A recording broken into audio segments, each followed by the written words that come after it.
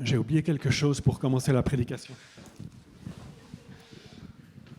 C'est pas qu'il fait froid, mais presque. Non, mais j'avais un peu cette image. Oui, et il a froid aussi.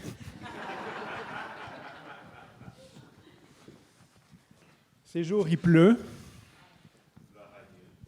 Amen. Néanmoins, quand il pleut, on s'abrite.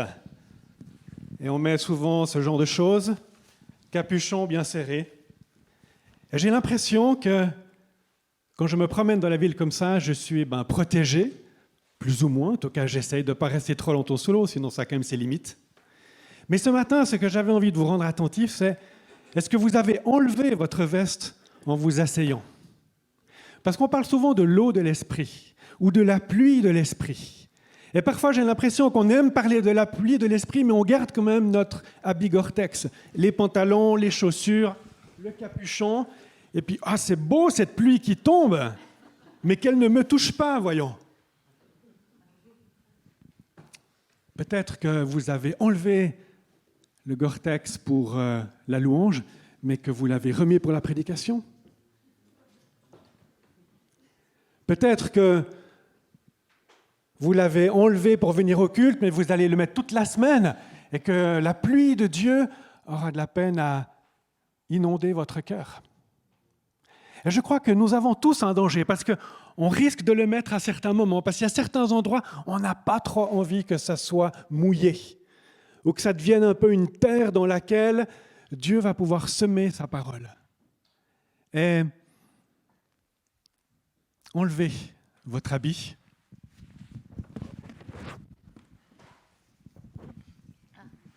Voilà. Essayons d'être devant Dieu, devant lui ce matin.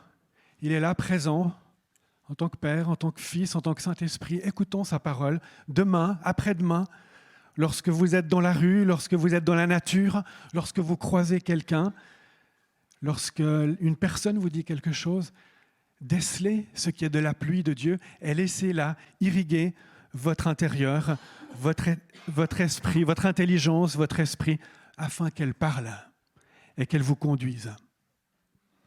Parce que vous voyez, dans ce qu'on a vu dans l'évangile de Luc, et je vais prendre un nouveau texte, c'est qu'on voit qu'il y en a certains qui gardent cet habit-là. Et plus ça va de l'avant, plus il le serre sur eux. Et nous avons parlé plusieurs fois des pharisiens, et nous avons vu comme, malheureusement, nous avons parfois tendance à leur ressembler. Donc oui, on parle d'eux, mais en même temps, c'est souvent qu'on parle de nous. Et alors que Jésus est entré à Jérusalem, et qu'il reste quelques jours avant la croix, 3, 4, 5, Jésus a encore des choses à transmettre et à enseigner. Et là, il prend une parabole, et écoutez ce qu'il dit. C'est dans Luc 20, à partir du verset 9. Il se mit ensuite à dire cette parabole au peuple. Un homme planta une vigne, la loua à des vignerons et quitta pour longtemps le pays. Le moment venu, il envoya un serviteur vers les vignerons pour qu'il lui donne sa part de récolte de la vigne. Mais les vignerons le battirent et le renvoyèrent les mains vides. Il envoya encore un autre serviteur. Ils le battirent lui aussi, l'insultèrent et le renvoyèrent les mains vides. Il en envoya encore un troisième, mais ils le blessèrent aussi et le chassèrent. Le maître de la vigne se dit alors, « Que faire ? J'enverrai mon fils bien-aimé.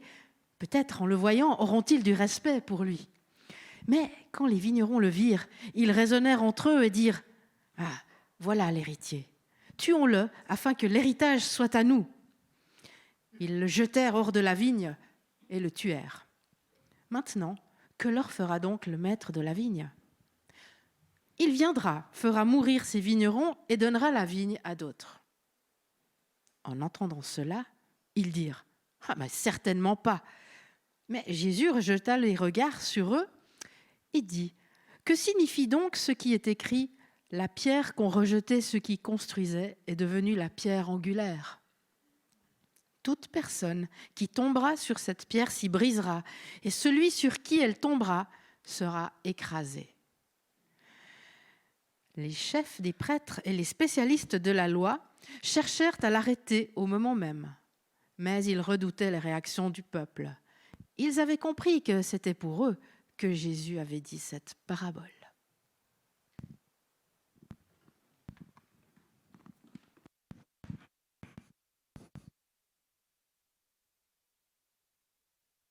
Les pharisiens entendirent cette parabole, se retournèrent, s'agenouillèrent, prièrent et commencèrent à écouter Jésus. Ça aurait été pas mal que ça finisse comme ça, non? Mais non, pas du tout. Ils n'ont pas enlevé leur manteau de pluie.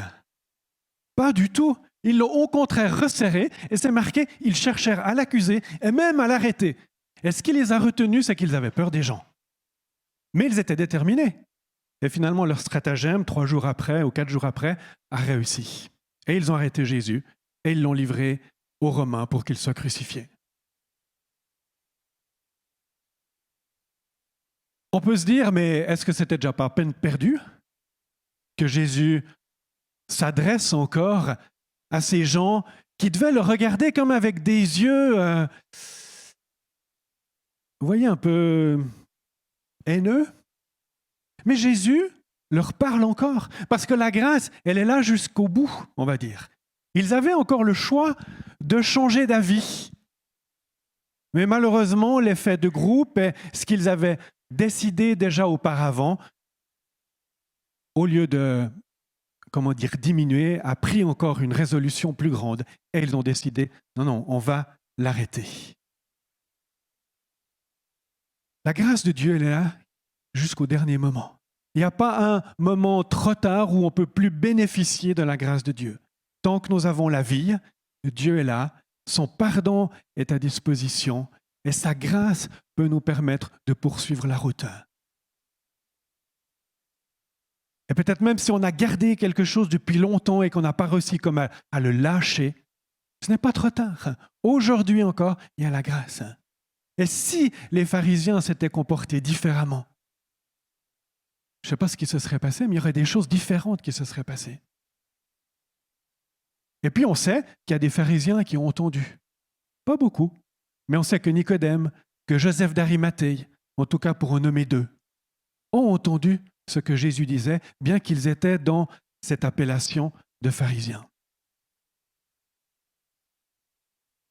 Cette parabole est très intéressante parce qu'elle résume d'une certaine manière l'Ancien Testament jusqu'à ce qui se passe avec Jésus. On a le propriétaire qui est là, qui plante une vigne. C'est une image de Dieu, le Créateur, qui a créé la terre, mais ensuite il a choisi le peuple d'Israël pour se révéler.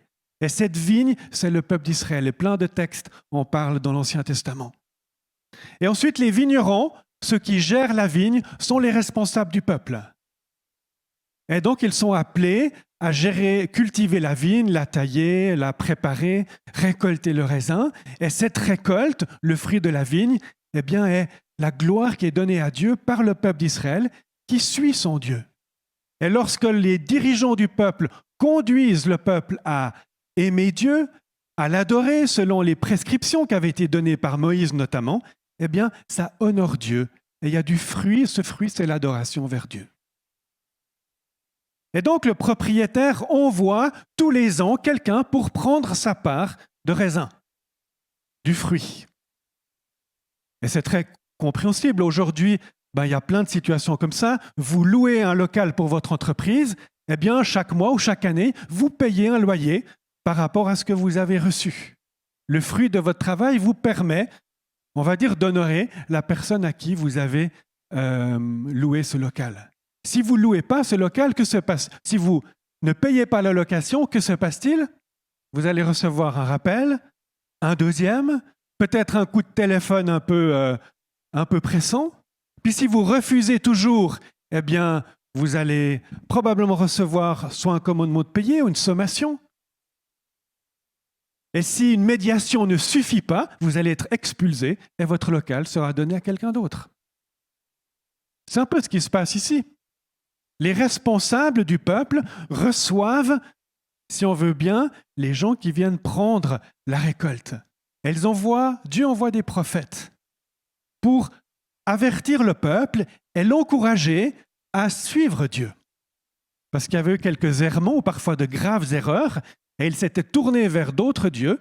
Mais les prophètes viennent pour dire, mais souvenez-vous, voilà ce que Moïse a dit. Et au lieu d'exploiter le peuple, venez et adorez Dieu et conduisez le peuple à adorer Dieu. Un prophète est envoyé, il est battu. Un deuxième est envoyé, il est chassé. Un troisième est envoyé. Osée, Jérémie, Ésaïe, Sophonie. Mais ils ne sont pas entendus. Parfois un petit moment, et il y a un regain de bien pendant une génération peut-être à certains moments dans l'histoire du peuple d'Israël. Mais de manière continue, ils rejettent la voix de Dieu. Et finalement, le propriétaire, dans cette parabole, envoie son fils en disant « Mais mon fils, ils vont l'écouter. » Et qu'est-ce qu'il est dit? Au verset 15, « Le fils viendra... » Non, pardon, un peu avant. Il envoya... Je ne sais plus quel verset où j'en suis, là, excusez-moi. Au verset 14, quand les vignerons virent le fils, ils raisonnèrent entre eux et dirent « Voilà l'héritier, tuons-le afin que l'héritage soit à nous. » Ils le jetèrent hors de la vigne et le tuèrent. Ils le jetèrent hors de la vigne et le tuèrent. C'est une parole prophétique de ce qui va se passer pour Jésus quelques jours après. Quelques jours après, Jésus est jeté hors de Jérusalem.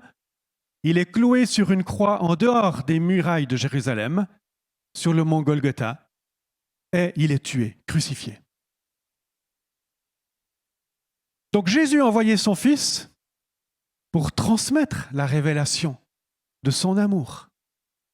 Et pas simplement le décrire, mais le vivre, l'incarner et aimer.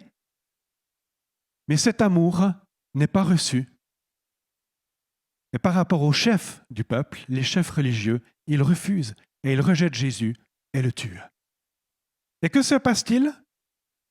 Il est dit que le maître de la vigne viendra, fera mourir ses vignerons et donnera la vigne à d'autres. Et là, il y a un retournement complet de situation. C'est qu'au lieu que cette vigne porte du fruit dans le cadre du peuple d'Israël, eh bien, cette adoration va se transformer et tout le bénéfice de cette alliance qui était pour le peuple d'abord d'Israël va s'élargir et par le sacrifice de Christ va s'ouvrir au monde entier. Donc Dieu donne sa grâce à tous les peuples. Israël était appelé à être la lumière des nations et à montrer le chemin vers Dieu, mais ils ont failli en rejetant Jésus. Et du coup, Jésus, qui est la lumière des nations, eh bien, éclaire tous les peuples, toutes les ethnies, dans toutes les générations.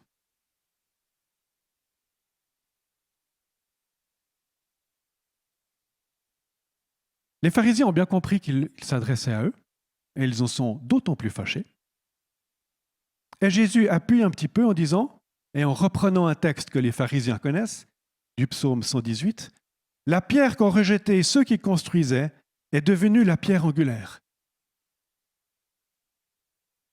Donc il se compare à une pierre dans le sens que cette pierre envoyée par Dieu, qui est solide, qui est utile pour la construction, eh bien, les constructeurs la rejettent, la trouvent pas appropriée à la construction, mais en fait, c'est elle qui revient en étant la pierre qui va tenir la construction. Une pierre angulaire, c'est celle qui tient l'édifice. Il en faut une ou plus, ça je ne sais pas, mais en tout cas, c'est une de celles qui tient l'édifice. Elle est à la base, elle fait partie des fondations. Quand on parle de pierre angulaire, on peut aussi parler de la pierre d'angle ou d'une pierre qu'on met parfois dans, vous savez, ces constructions où il y a des colonnes, et puis ensuite il y a une voûte, puis il y a des pierres qui sont mises, et puis il y a une pierre qui vient haut et qui tient tout. Ça fait référence aussi à cette pierre-là. Et j'aime bien parler de Jésus dans ces deux termes, c'est-à-dire à la fois la fondation et puis ce qui tient tout en haut.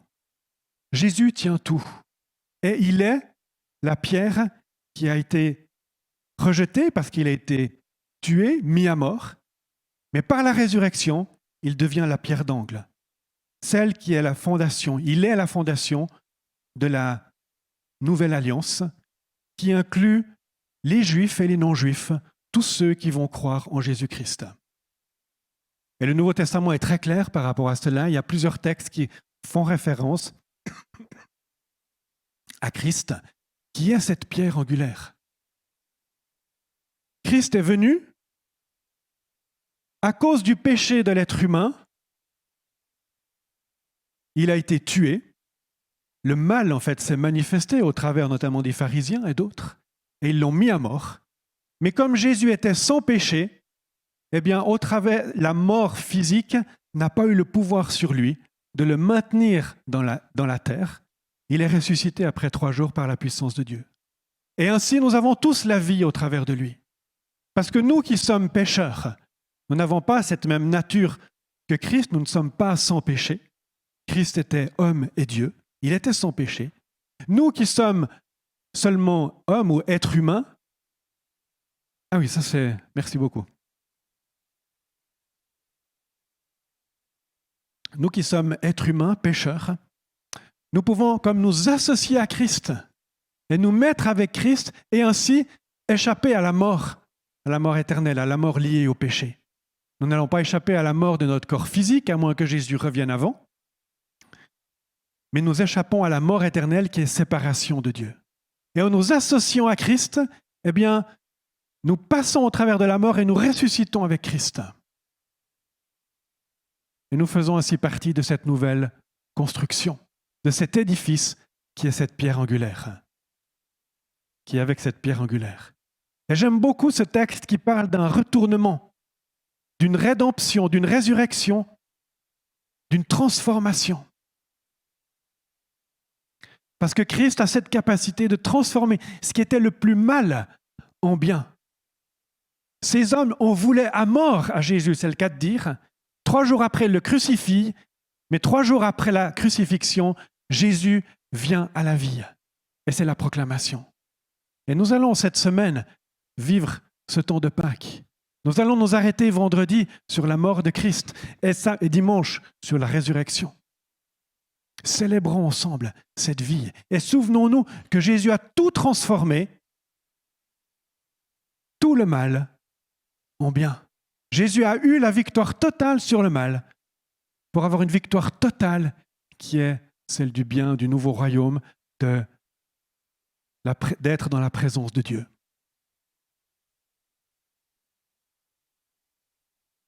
Hier, je reçois un message de mon fils Nathanaël, puis il me dit « Hey papa, t'as pas un verset avec 4 chiffres pour... c'était pourquoi? Pour un cadenas, là? Que tu aimerais que tout le monde à Carouge connaisse. » Puis j'ai pensé à un verset, puis je me suis dit « Oh, mais le chiffre, il va pas, c'est 50-20, c'est beaucoup trop simple. » Puis après, j'ai cherché d'autres textes, et puis je me disais « Mais dans le Nouveau Testament, déjà avoir 2 chiffres au départ, c'est compliqué. C'est souvent des petites lettres. » Puis bon, je t'ai envoyé un verset, mais je ne suis pas satisfait. Celui que j'aimerais qu'on sache, pas après, ça sera sur le cadenas ou pas, c'est Genèse 50-20. Retenez 50-20, si vous ne le savez pas déjà, parce que j'en ai déjà plusieurs fois fait mention.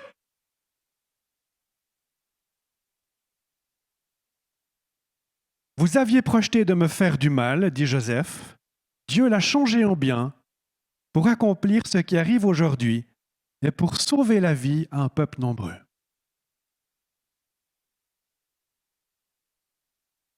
C'est ce qui se passe avec Jésus. Les gens ont souhaité le mal, c'est-à-dire détruire Jésus, le réduire à rien, anéantir sa parole, et ils l'ont fait mourir pour cela. Mais Dieu a changé cela en bien pour accomplir ce qui arrive aujourd'hui, c'est-à-dire pour sauver la vie d'un peuple nombreux. Alors, dans Genèse 50-20, c'est la conclusion de l'histoire de Joseph, qui est cet homme qui a été vendu comme esclave par ses frères parce qu'il dérangeait trop. Il a été vendu en Égypte. Et il y a plein de péripéties que vous pouvez lire dans la Genèse. Et à partir de la prison, tout à coup, Joseph est extrait et devient le premier ministre, l'homme après Pharaon, et il gère l'Égypte pendant des années. Et à cause de la famine, les gens de sa famille, qui vivaient à quelques centaines de kilomètres, viennent chercher du blé en Égypte. Et là, les frères de Joseph sont tout à coup en présence de Joseph. Et puis, de fil en aiguille, toute la famille vient en Égypte et il passe encore de nombreuses années. Puis au moment où le père de Joseph et des frères meurt, les frères ont peur. Et ils vont vers Joseph et ils disent, mais s'il te plaît, pardonne-nous avec tout ce qui s'est passé avant. Voilà. Et puis Joseph leur dit, mais qu'est-ce que vous dites là? Ce qui s'est passé, le mal que vous avez fait, Dieu l'a tourné en bien. Parce que si je n'avais pas été là, vous auriez peut-être disparu, ou il y aurait eu tellement de morts. Parce qu'au travers de l'action de Joseph, les gens ont pu survivre à la famine.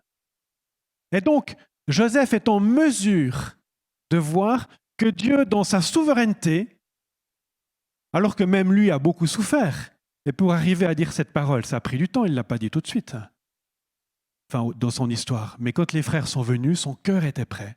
Et il a dit, voilà, Dieu, vous avez voulu le mal, mais Dieu l'a transformé en bien. Et dans cette histoire des vignerons, c'est la même chose. Les responsables du peuple d'Israël ont voulu le mal, mais Dieu a pris ce mal et l'a tourné en bien, et c'est la résurrection. Et après, dans l'histoire de l'Église, dans les Actes, mais on peut lire même dans plein d'épisodes de l'histoire de l'Église, il y a plein de situations où le mal semble dominer, où il y a de la persécution, mais Dieu le tourne en bien.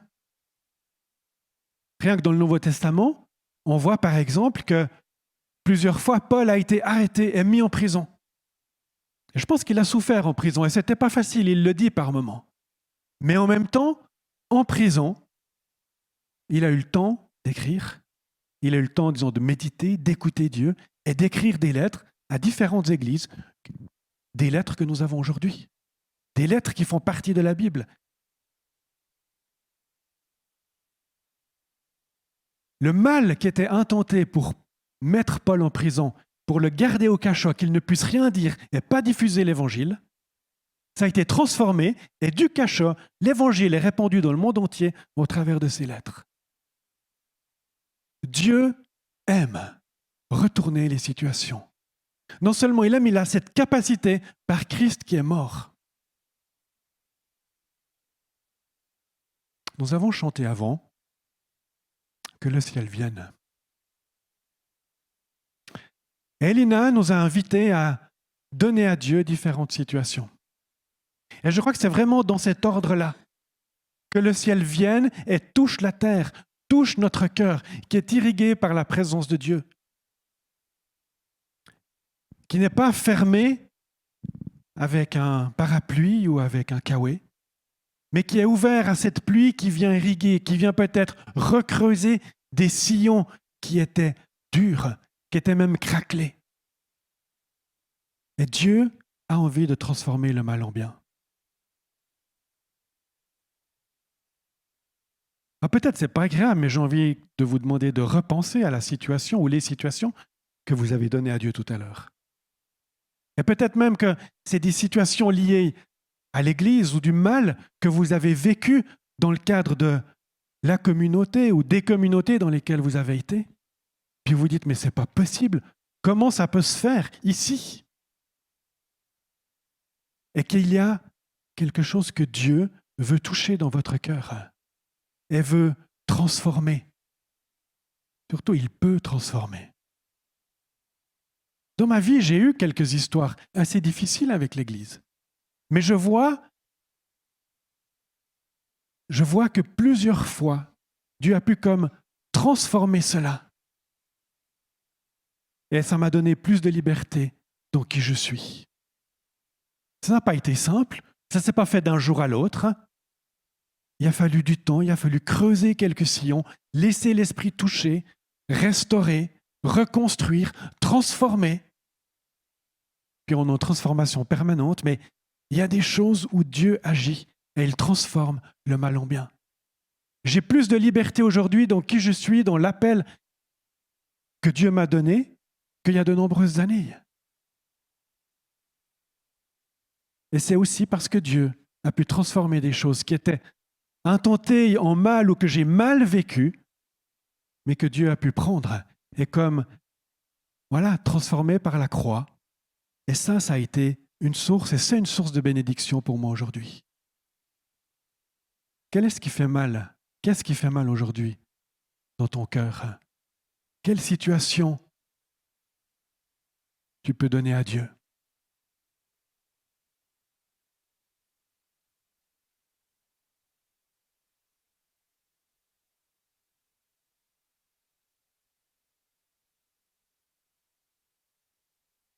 Vous aviez projeté de me faire du mal, Dieu l'a changé en bien pour accomplir ce qui arrive aujourd'hui et pour sauver la vie à un peuple nombreux.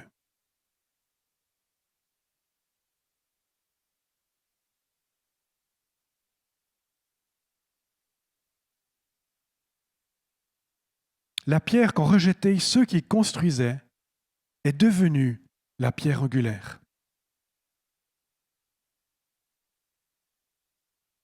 Et il faut les yeux de Dieu pour voir que cette pierre qui a été rejetée puisse être en fait la bonne pierre. Il est nécessaire d'ouvrir son cœur pour que l'Esprit puisse transformer ce qui semble être néfaste ou fichu ou abîmé, sur lequel peut-être tu pleures, sur lequel peut-être tu te plains, peut-être tu es amer ou en colère. Il faut les yeux de Dieu pour que cela soit transformé en quelque chose qui va s'insérer dans la suite de ton existence pour te permettre de retirer quelque chose qui sera comme germiné ou germé par Dieu, par l'Esprit, dans la terre de ton cœur.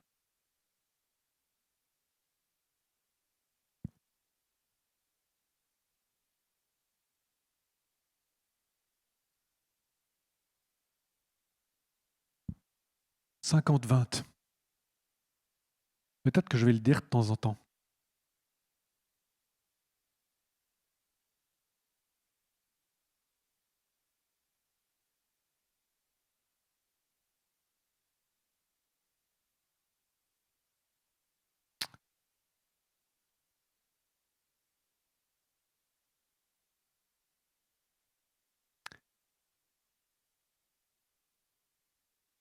Je vous invite à prier.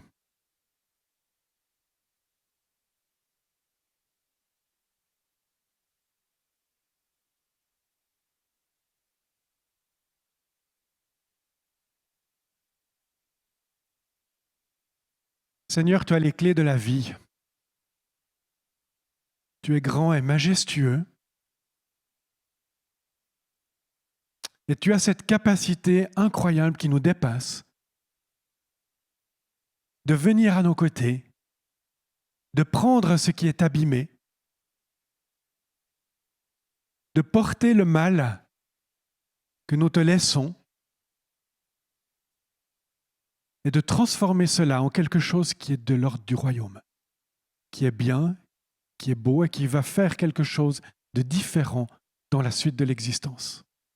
Seigneur, merci parce que tu es mort à la croix pour chacun de nous et que ce salut est gratuit et que ce salut a des conséquences dans nos vies de tous les jours parce qu'il nous permet de vivre à ta lumière.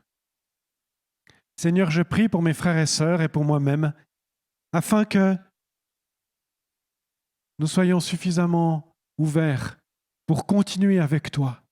Et malgré parfois le mal ou la terreur qui nous assaille, ou les pensées qui nous chargent, ou les sentiments et les émotions qui nous pèsent, Seigneur, nous ouvrons encore notre cœur pour que tu prennes cela et que tu, par ton esprit, tu remplisses, que par ton esprit, tu irrigues, que par ton esprit, tu transformes, que par ton esprit, tu permettes que ça prenne une nouvelle forme, une forme qui s'appelle Christ.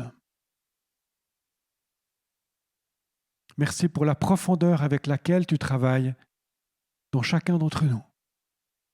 Et Seigneur, je prie que cette semaine, il y ait des morts et des résurrections et que cela soit tout à ta gloire. Que cette semaine, nous ne retenions pas l'élan de ton esprit à nous conduire dans ce chemin qui passe par la vallée de l'ombre de la mort et qui se termine au tombeau où il y a la résurrection.